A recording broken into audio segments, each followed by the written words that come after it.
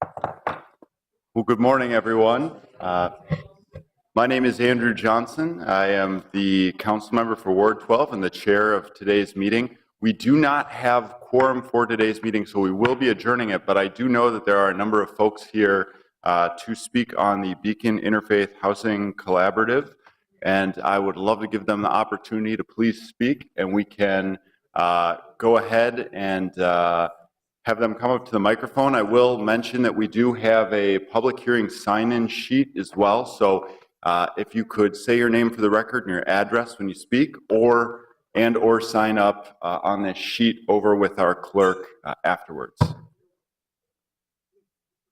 We're also joined by Councilmember Fry.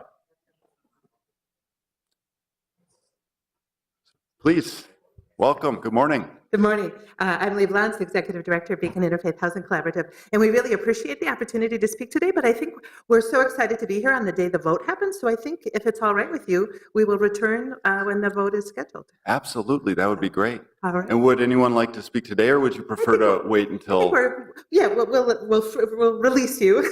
So thank you for the opportunity, but we will be back. All right. Thank you. Thank you, everyone, for coming out. My apologies that we lost a council member right at the very end here, so we're very sorry about that, but appreciate you being here. Councilmember Fry, do you want to say anything now, or yes, please?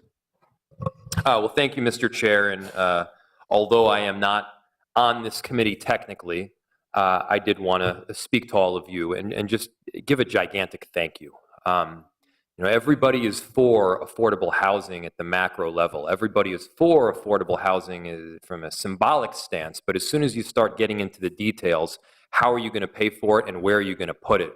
That's when suddenly people start pushing back. I mean, they may have, voted for Barack Obama or Bernie Sanders and be all for affordable housing, but as soon as you start talking about it in your own backyard, there is pushback.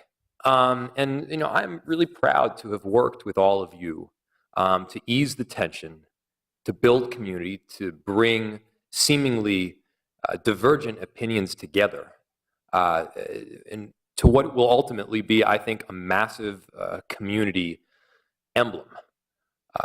This is really what everything that our city should stand for. Our city should stand for diversity. Our city should stand for second chances. Our city should stand for building community among a diverse group of people. And I think in this instance, we're most definitely doing it.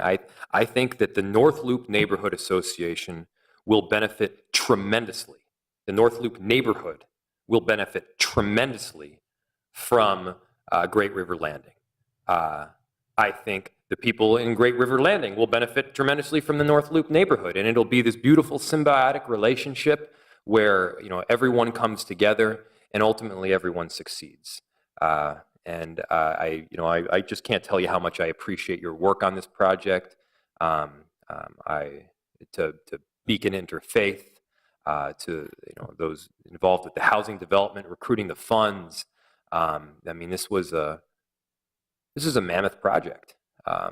Also would like to thank David Frank as well, not in his city role, but in his role as the neighborhood association chair at the time. This is a success story, and I will repeat what I'm telling you now when we actually take the vote. But to all of you, thank you, and to our hopeful new community members in North Loop, we can't wait to have you.